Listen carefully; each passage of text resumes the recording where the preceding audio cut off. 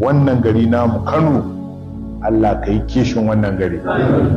Allah kakka jarrabu Kano da lalacewa. Allah kakka jarrabu Kano da fadawa bala'i. Allah kakka jarrabu Kano da zubar da jini. Allah kakka jarrabu Kano da asarar rawuka. Allah ka zaunar da mu lafiya. Duk wani sharri da yake tunkaro mu na zahiri da na baɗini, na fili da na ɓoye, Allah ka ɗauke mana. Akwai marasa lafiya suna nan da yawa, ya Ubangiji Allah ka ba su lafiya. Akwai ɗan uwa waɗanda su kuma da lafiyarsu da komai, amma fa harkokin rayuwa sun cakuɗe musu, sun sarƙafe an rasa me ma za a yi.